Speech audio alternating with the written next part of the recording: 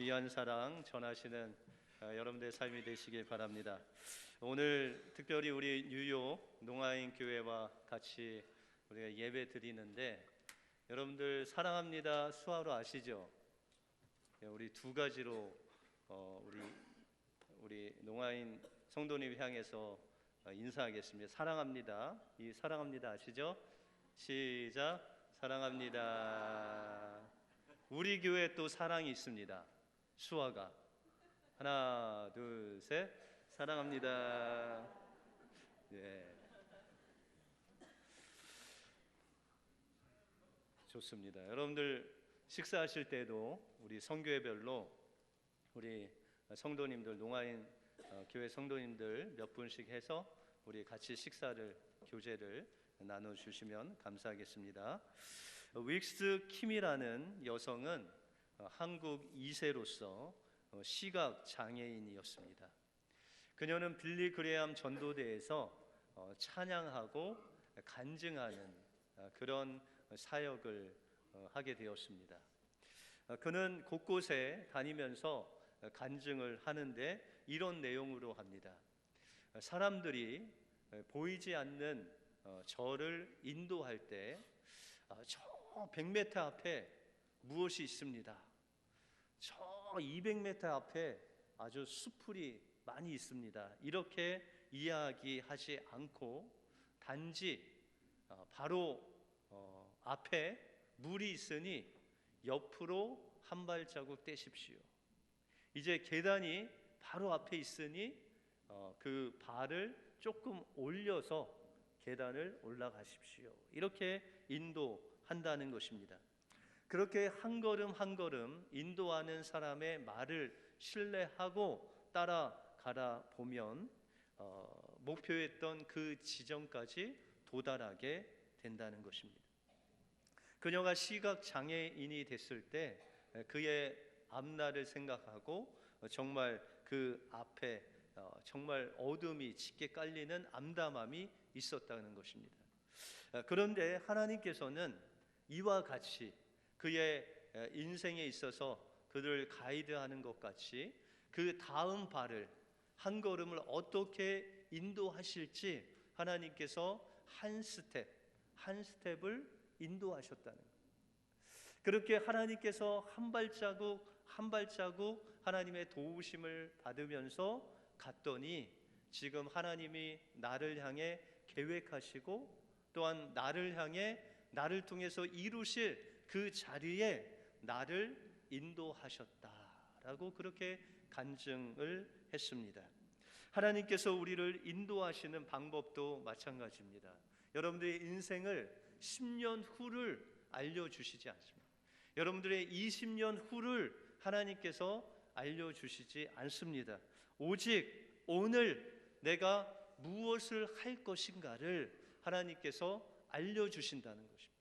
그 하나님께서 오늘 해야 할 일 하나하나를 인도하심을 받다 보면 하나님께서 여러분들을 여기 하나님의 그 사명의 자리까지 인도해 주신다는 것입니다. 오늘 하루도 하나님께서 인도하시는 그 한 걸음 한 걸음을 하나님의 인도하심을 받으심으로 하나님께서 원하시는 그 사명의 자리까지 인도함을 받는 여러분들의 삶이 되시길 주님의 이름으로 축원드립니다. 오늘 본문을 통해서 우리의 인생을 인도하시고 도우시는 에벤에셀의 하나님은 어떤 분이시고 에벤에셀의 은혜가 무엇인지 오늘 본문 말씀을 통해서 살펴보겠습니다. 먼저 에벤에셀의 은혜를 체험하기 위해서는 말씀으로 돌아가는 결단이 필요합니다. 이스라엘 백성들은 출애굽 후에 지금까지 살아오면서 그들은 하나님을 자신의 하나님으로 믿고 입술로 고백했습니다. 그런데 이 이스라엘 백성들의 마음은 하나님을 믿는다 하고 입술로는 내가 하나님의 백성이라고 하지만 그의 실제적인 삶에서는 하나님의 말씀이 아닌 세상의 가치관으로 하나님을 의지하기보다는 세상의 우상인 바알과 아스다롯을 의지하고 살았다는 것입니다.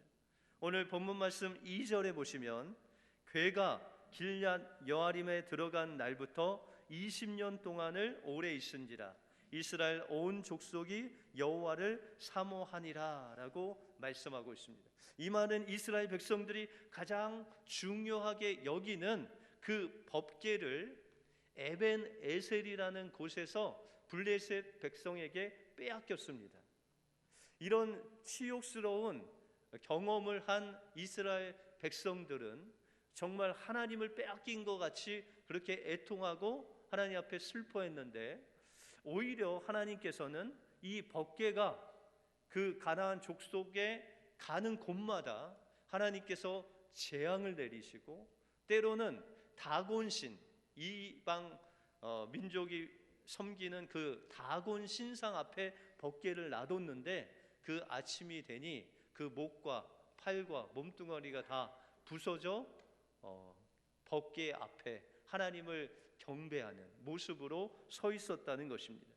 다시 말해서 하나님께서는 스스로 계신 하나님으로서 모든 이방신보다 뛰어나신 만왕의 왕이시고 만주의 주이시라는 것을 그 사건을 통해서 보여주셨다는 것입니다.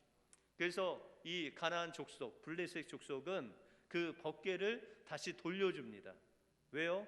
재앙과 또한 이방신들이 막 자빠져지고 망해지는 것들을 통해서 그냥 법궤를 돌려보냅니다.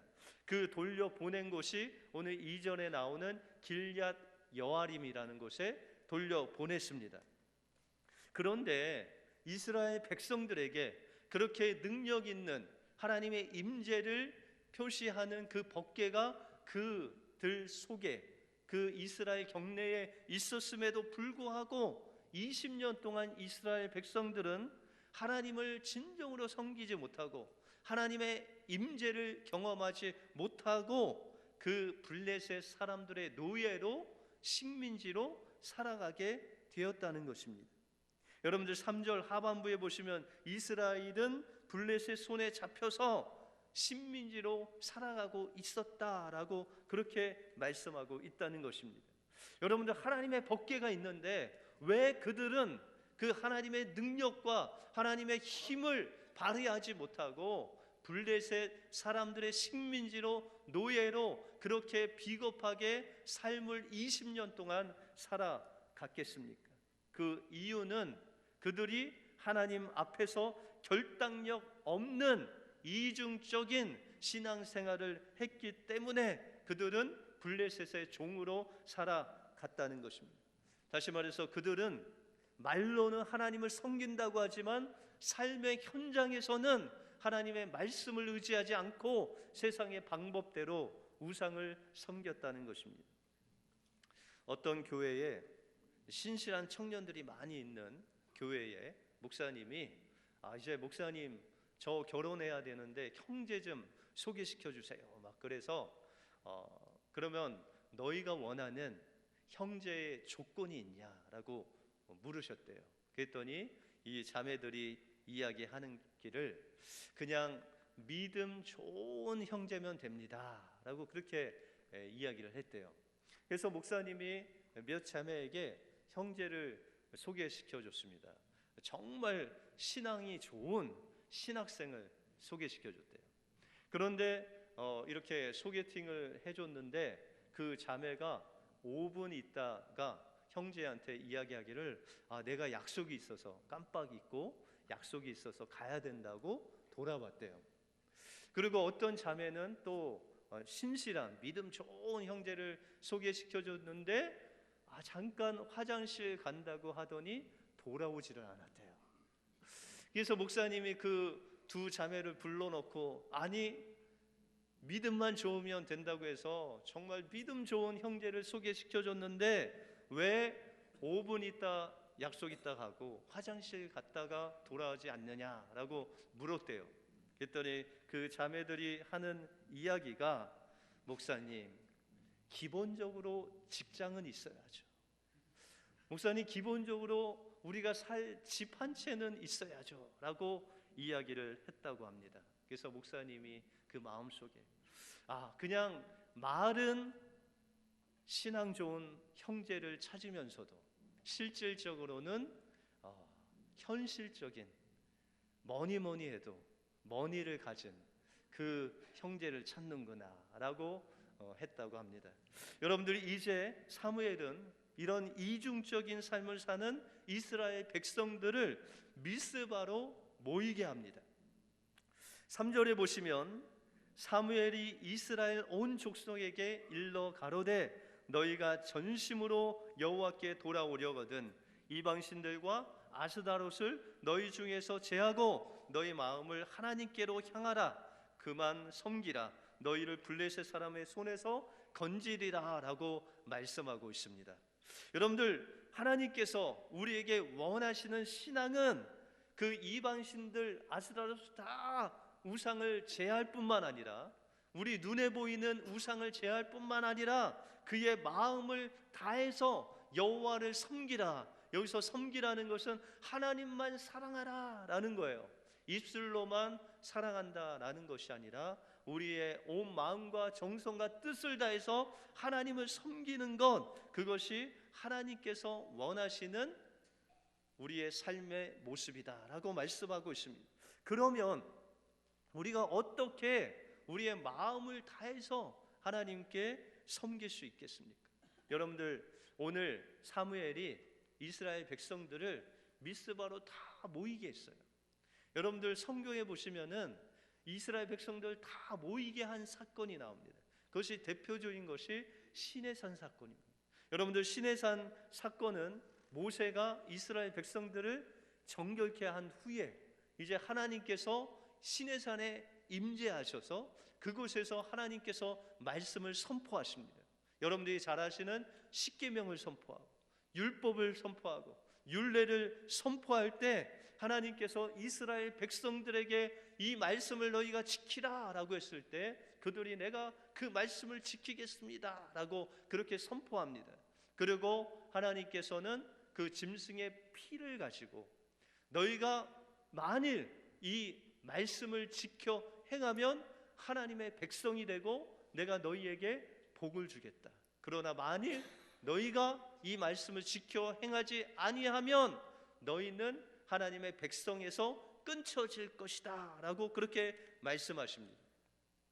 그래서 우리가 신명기 28장에 보시면 모세가 가나안을 앞두고 다시금 이스라엘 백성들을 모이게 합니다. 그리고 축복의 산에서 선포하기를 만일 너희가 하나님 말씀을 지켜 행하면 너희가 들어올 때도 복을 받고 나갈 때도 복을 받고 너희가 어디에 있든지 성읍에 있든지 들에 있든지 하나님께서 복을 부어 주실 것이다 라고 말씀하십니다. 그리고 모세가 이제는 한 저주의 산에 가서 만일 너희가 하나님 말씀을 듣고 행치 아니하면 들어와도 저주를 받고 나가도 저주를 받을 것이다 라고 하나님의 말씀에 갱신을 합니다. 바로 이 미스바에 모인 이 사건이 바로 하나님의 말씀을 갱신하는 거예요. 너희가 하나님 말씀대로 살면 하나님께서 들어와도 복을 받고 나가도 복을 받고 너희 자녀들에게 너의 있는 그 모든 떡반죽에 하나님께서 복을 주시겠다는 거예요. 그러나 너희가 하나님을 말씀을 지키지 아니하면 들어와도 저주, 나가도 저주를 받겠다는 거예요. 여러분들, 우리가 하나님의 복을 받는 비결, 그것은 매일매일 삶 속에서 하나님의 말씀을 지키고 그 말씀대로 살아가는 것입니다. 그것이 바로 하나님께서 우리에게 복을 주시는 비결이라는 거예요. 우리는 예배에 나와서 하나님 믿고 하나님의 말씀을 따른다고 하는데 우리의 삶 속에 돌아가서는 우리의 세상의 습관대로 이스라엘 백성들 같이 바알과 아세라 그 우상을 섬기는 일을 할 때가 너무나도 많다는 거예요.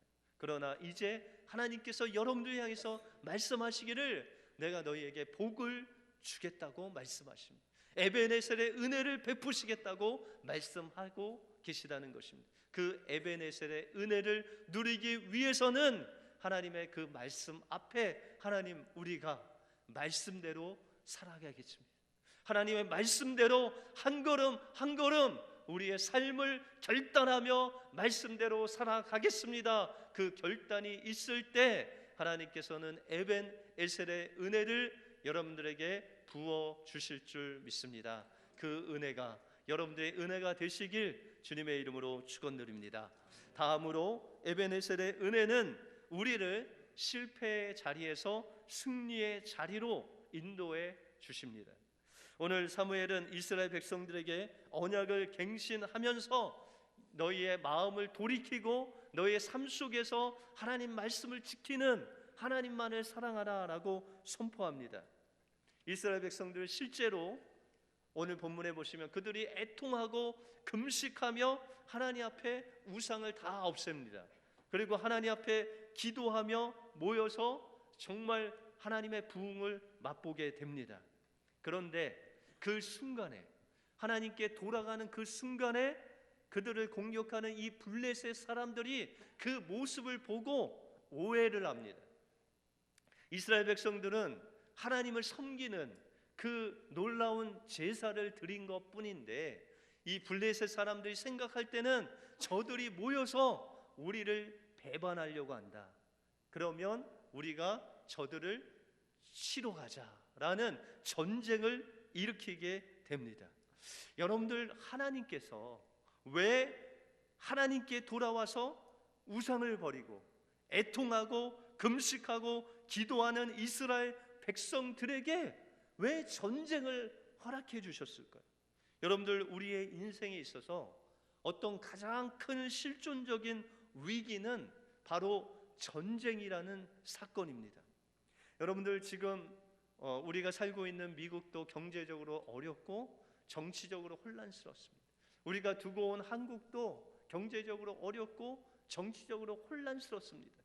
그런데 여러분들, 이런 어려움은 우리가 기도하면서 하나님 바라보면서 좀 견디고 절약하면서 나가면 하나님께서 우리에게 또한 피할 길을 예비해 주십니다. 그런데 이 전쟁이 일어나면 배운 사람이나 못 배운 사람, 뭐 있는 사람이나 없는 사람이나 동일하게 어떤 문제에 직면하냐면 죽음의 문제에 직면합니다. 이 전쟁 앞에서는 뭐 나이가 많건 적든 간에 뭐 물질이 많고 힘이 세고 뭐 약하든 간에 그게 중요한 것이 아니라 내가 죽느냐 사느냐, 그 현실적인 문제가 우리 앞에 직면하게 된다는 것입니다. 그런데 하나님께서 이런 전쟁의 현실적인 가장 중요한 문제 속에서 하나님께서는 사무엘의 기도와 하나님께 번제드리는 놀라운 제사를 통해서 이 전쟁 문제를 해결해 주십니다.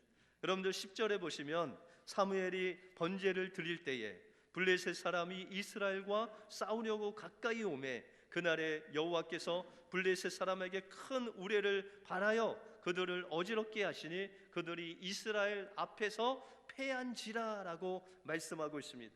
이스라엘 백성들이 전쟁이라는 그 엄청난 현실의 문제를 만났을 때 그들은 사무엘에게 기도해달라고 했고, 실제로 사무엘이 하나님 앞에 기도하고 또한 전심으로 하나님 앞에 번제를 드릴 때 하나님께서 블레셋 그 진영에 우레를 발하셔서 어지럽게 하셔서 이스라엘 백성들이 이길 수 있도록 인도하셨다는 것입니다.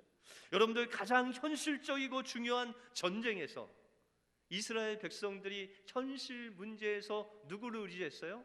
먹고 사는 문제, 마시는 문제, 정말 이 세상에서 풍요롭게 사는 그 현실적인 문제에서 하나님을 의지하지 않았는데, 이제 그것보다도 더 중요한 현실 문제, 그 전쟁에서 그 전쟁의 승패가 누구에게 달려 있었습니까?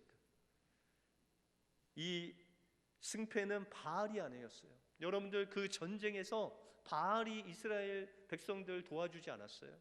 아스다롯이 도와주지 않았어요. 그들이 생각하는 세상의 그 가치관이 그 전쟁에서 그들을 구원해 준 것이 아니라 오직 하나님께서 이 전쟁을 이기게 하신 것이라는 것입니다. 여러분들, 우리의 삶 속에서 현실 문제, 먹고 마시고 입고 사는 그 현실적인 문제보다 더 중요한 전쟁 문제까지도 하나님께서 개입하시면, 하나님께서 말씀하시면 그 전쟁에서 100% 승리할 줄 믿습니다. 그러므로 여러분들 현실 문제를 하나님 앞에 내려놓으시기 바랍니다. 하나님께 맡겨주시기 바랍니다. 여러분들, 우리의 삶의 실존 문제는 하나님 한 분으로 충분하다는 거예요. 하나님께서 말씀하시면 그 말씀 한마디가 우리의 삶을 인도해 주신다는 것입니다. 하나님이 주신 말씀으로 충분하다는 거예요. 여러분들, 세상이 어렵고 세상의 정치가 혼란스럽고 경제가 어렵고 가장이 어려울지라도 그 문제를 해결하실 분은 바로 하나님밖에 없다는 것입니다. 하나님께서 한마디 하시면 죽은 자로 살아나는 놀라운 역사가 일어나게 된다는 것입니다. 12절에 보시면 사무엘이 돌을 취하여 미스바와 센 사이에 에벤 에셀이라는 돌을 세우게 됩니다. 여러분들, 에벤 에셀이라는 뜻은 도움의 돌이라는 것입니다. 여기까지 하나님께서 도우셨다는 것입니다. 여러분들, 5장 1절에 보시면 거기도 동일하게 에벤 에셀이라는 장소가 나옵니다. 근데 이 에벤 에셀 장소, 5장에 나오는 에벤 에셀의 장소는 하나님께서 도우시는 장소가 아니라 이스라엘 백성들이 법궤를 블레셋 백성에게 빼앗긴 치욕의 장소가 바로 에벤 에셀이었다는 것입니다. 처음에 에벤 에셀은 이스라엘에게 치욕적인 장소였습니다. 왜요? 그들의 신앙의 이중적인 생활 때문에 하나님의 도우심 없이 살 때 그들은 치욕의 장소에 놓일 수밖에 없었다는 것입니다. 그러나 하나님의 말씀이 선포되고 그 말씀을 우리 마음속에 받아들이고 하나님 앞에 회개하고 금식하고 하나님의 말씀대로 내가 살아가겠습니다 결단하며 나갈 때 그 에벤 에셀은 치욕의 장소가 아니라 하나님의 영광을 드러내는 회복의 장소였고 하나님의 살아계심을 세상 만방에 나타내는 영광의 장소가 되었다는 것입니다. 바로 우리가 앉아있는 이곳이 에벤 에셀의 장소입니다. 우리가 이곳에서 하나님 앞에 이중적인 신앙생활을 할 때 이곳은 치욕의 장소가 될 것입니다. 그러나 우리가 하나님의 말씀이 선포될 때 그 말씀을 우리 마음속에 받아들이고 우리의 삶의 그 한 걸음 한 걸음에 하나님의 말씀대로 우리가 따라갈 때 그곳은 치욕의 장소가 아니고 회복의 장소, 하나님의 영광을 드러내는 영광의 장소가 되어서 하나님의 도우신 그 손길로 전쟁, 아니 죽음도 하나님께서 그곳에서 건져내어 주시는 하나님의 살아계신 그 살아계심을 체험하는 장소가 될 것입니다. 여러분들, 에벤에셀 그 승리하시는 그 하나님의 놀라운 은혜를 맛보기 위해서 하나님 말씀대로 한 걸음 한 걸음 살아가심으로 여러분들이 있는 그 장소가 하나님의 손길이 임하는 에벤 에셀의 은혜의 장소가 되시길 주님의 이름으로 축원드립니다. 기도하겠습니다. 하나님 감사합니다. 오늘도 죄의 악으로 인해서 죽을 수밖에 없는 우리